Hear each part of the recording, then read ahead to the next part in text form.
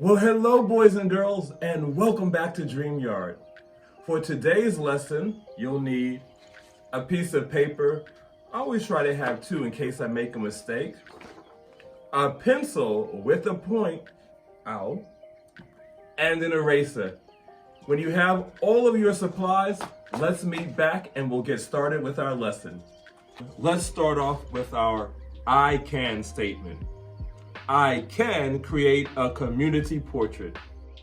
Okay, now that you've said it, let's prove it and do it. We're going to fold our paper. So let's do that together. To fold our paper, sometimes it's easier to put the paper nice and flat on the table. Then fold it in half. Make sure that the ends meet so that your folds can be nice and straight. When you've done that, press the paper so that it stays folded. Now we're going to fold it in half again.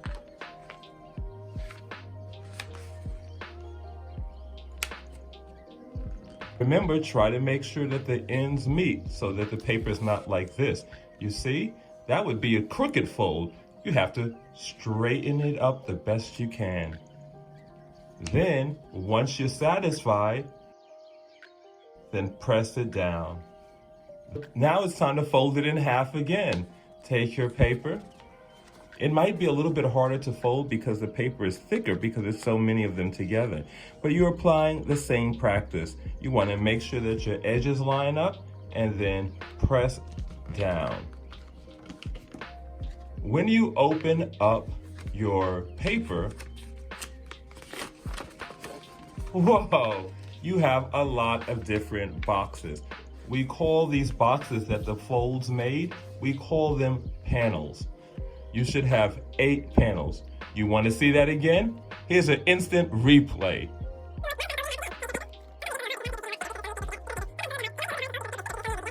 And I know you might be wondering why we folded the paper and we have so many panels. Well, we're going to be drawing a portrait in each of these panels.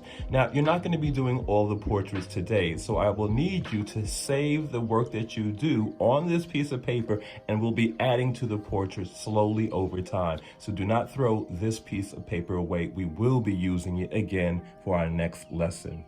To start, let's draw an oval shape in only 3 of the panels for this lesson. You use a pencil, but remember, I use a pen only because it shows up better on the camera.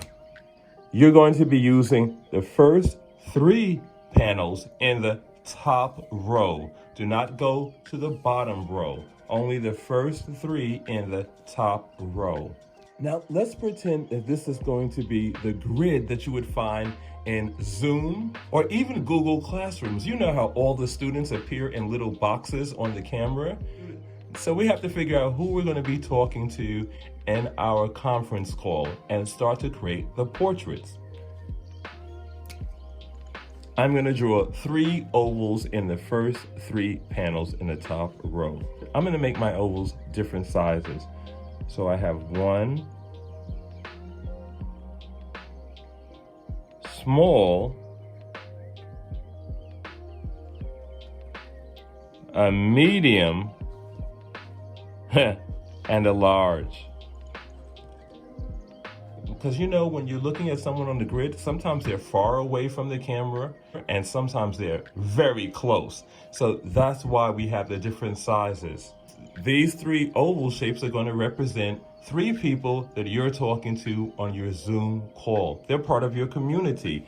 This middle one is going to be you. So you don't have to write that. I just want you to know that. Actually, don't write that. Let's turn our paper over and decide who the other 2 people are and what we're talking about and what community they belong to. The first thing you're going to write down is where these friends are from. Which community do they belong to? I'm going to say that these are my family.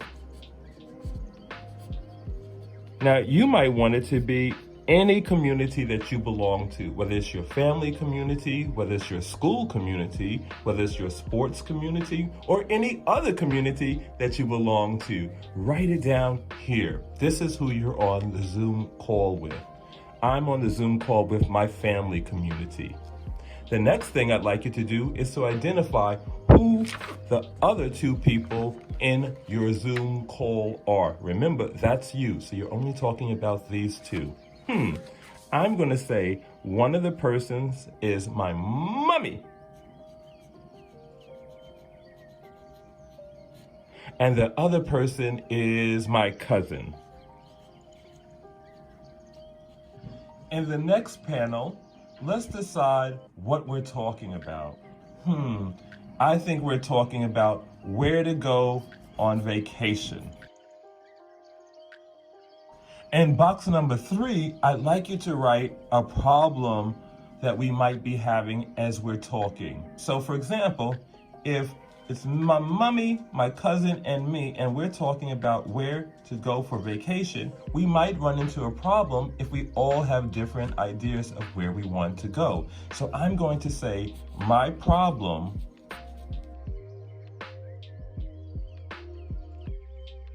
and in panel number 4, I'd like you to come up with the solution.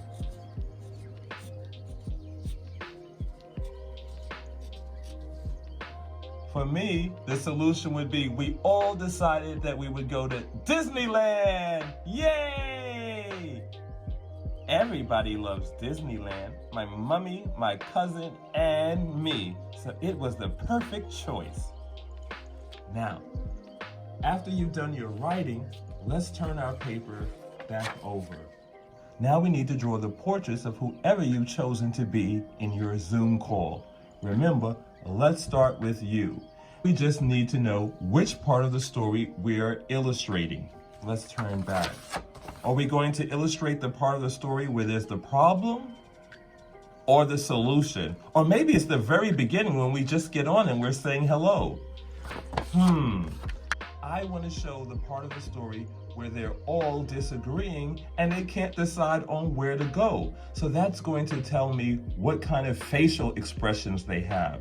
Now, before I get into their facial expressions, I also need to know what their physical traits are. So for me, I have a beard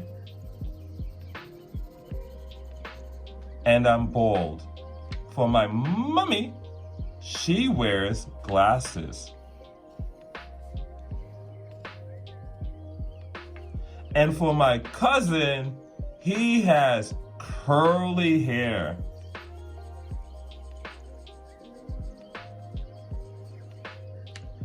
Divide your oval in half. Do that to all of them. Then divide it in half again across so that we know where our eyes are going to go. Then we want a little guideline for our nose and our mouth.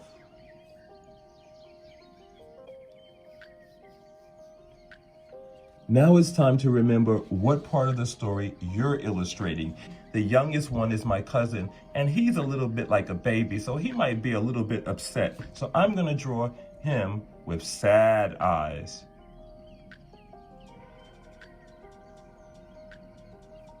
See how I use the guideline, and then I just put my half circle below the guideline, and then I can draw my line across, and I have the shape of the eye. Then I put my eyeball in. He might be rolling his eyes. Or maybe he's bored. Oh, he's grumpy. I'm gonna make him upset because he really wanted to go to Hershey's Park. Oh, maybe a little bit more mad. Okay, I make a little nose and a little frown because he's kind of pouting. Let me put some ears on him.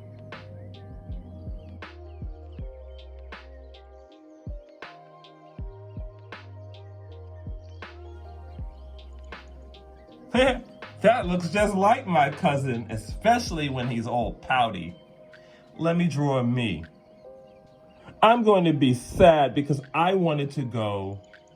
Oh, I shouldn't have started with my eyebrow, but that's okay. Let's start with my eyes. I'm going to do the same type of eyes I did for the cousin. See? Half circle below the guideline. Close it up. sad eyebrows because I'm sad. Where did I want to go? I wanted to go to the beach. And then I'm going to be looking down because I'm so sad. I'm like, oh, all my dreams are destroyed. I wanted to go to the beach. Boo-hoo. Look at that little shape I make for the nose and a little frowny face too. I'm going to darken in my beard because that's a clear physical trait that I have. Put on my ears and my little squiggly inside and leave my head bald. For my mom, she's the calm one in this situation. She's just calm and relaxed, so I'm going to make her. Look at her eyes. See how I do her eyes? I do them a little bit different. I put the half circle on the guideline. I put the eyeball in, and I give her some eyelashes. I give her the same type of nose as everyone else, just a little curvy shape. And then I'm going to make her with a slight smile because she's kind of giggling to herself. She said, these boys are always fussing. They need to calm down and we'll all come to a very happy agreement. So she's the calm one. Now I'm going to darken in her glasses. Give her some ears.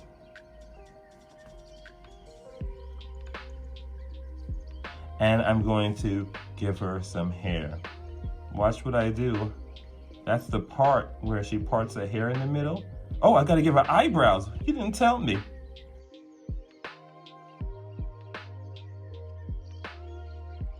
Okay, so I go down from here, and then I curve, and then I curve. And then she has her hair in a bob shape, like that. And my mom's a little bit older, so I put a couple of wrinkles around her face. And there's my mom. Now I have my 3 characters in my story. Now I want to create a bit of an environment. Where are they? Are they outside? Are they inside? I think they're inside their rooms or inside the house. So let's start to figure out what is around. Oh, but you know how in Zoom or in Google Classrooms, they have the person's name in a little bit of a box or something you can see their name. So create a box and then write your name. So my name is Mr. Mark.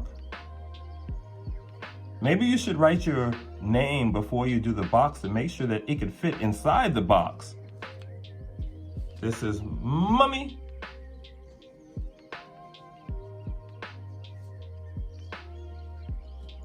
And this is my cousin.